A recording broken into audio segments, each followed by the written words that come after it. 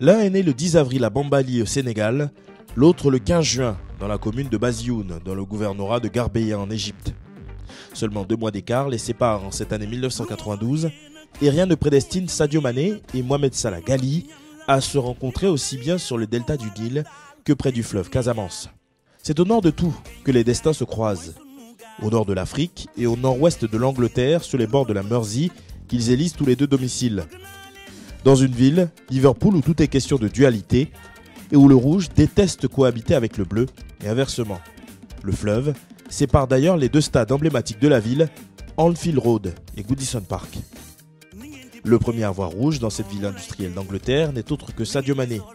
Il faut dire que le jeune Sénégalais, qui devient raid à 24 ans, est très pressé car avant de débarquer dans le club mythique anglais, il ne passe pas plus de 2 saisons dans une formation. 2 ans à Génération Foot dès 2009, une année éclair à Metz avant de filer en Autriche entre 2012 et 2014, puis du côté du St Mary Stadium de Southampton. Dès sa première année, il devient un joueur majeur de Liverpool, faisant fi de la pression liée au prix de son transfert, qui est à l'époque le 2e plus onéreux de l'histoire du club. Mieux, tout simplement le joueur africain le plus cher de l'histoire. Une saison ponctuée par 13 réalisations, de quoi en faire le meilleur buteur des Scousers.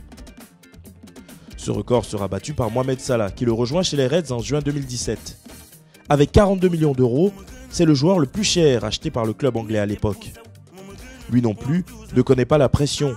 36 buts dès son premier exercice, toute compétition confondue avec les Reds, les meilleurs débuts d'une recrue dans toute l'histoire de Liverpool. L'Egyptian King, comme on le surnomme en Angleterre, est un véritable chasseur de records. Saison 2017-2018 avec 32 buts, il bat le record du plus grand nombre de réalisations en une saison de Première Ligue. En 2019, il obtient à nouveau le soulier d'or anglais au même titre que Sadio Mané et Pierre-Emerick Aubameyang, tous 3 meilleurs buteurs de Première Ligue ex aequo. Fin 2021, il devient le meilleur buteur africain de l'histoire du championnat anglais. Une accumulation de records et de stats qui, si elles ont pu le faire entrer au panthéon du football africain anglais, voire mondial, ont aussi parfois créé des tensions. Comme en août 2019, quand sur une action de but, Mo Salah préfère tenter sa chance tout seul, plutôt que de servir Sadio Mané démarqué. Lorsqu'il est sorti par son entraîneur, le Sénégalais est en colère, reprochant à l'Égyptien de ne penser qu'à ses statistiques individuelles au détriment de l'intérêt collectif. C'est le début d'une rivalité devenue presque légendaire entre les 2 hommes. Pour ne rien arranger, Mo Salah obtient son 2e titre de joueur africain de l'année à Dakar sous les yeux de Mané, déçu peut-être, mais venu malgré tout le soutenir. Alors lorsqu'il est couronné à son tour pour la toute première fois en Égypte par la Confédération africaine de football et que le pharaon brille par son absence, il n'en faut pas plus pour déchaîner les passions et tous les bruits de couloir. Même son de cloche en 2022, lorsqu'à son retour de Coupe d'Afrique après le titre du Sénégal, son club ne lui accorde officiellement, en tout cas, aucune célébration. Une amitié semée d'embûches pour des destins presque similaires avec leur pays.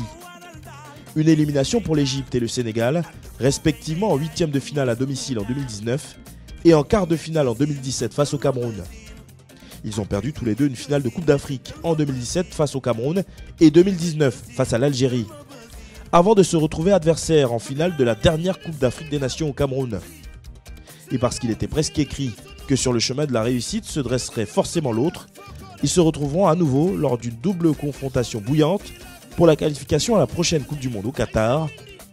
Un nouveau chapitre dans une des rivalités les plus fortes de l'histoire du football mondial, de quoi déterminer qui sera le vrai roi d'Afrique sur cette année 2022 entre le lion et le pharaon.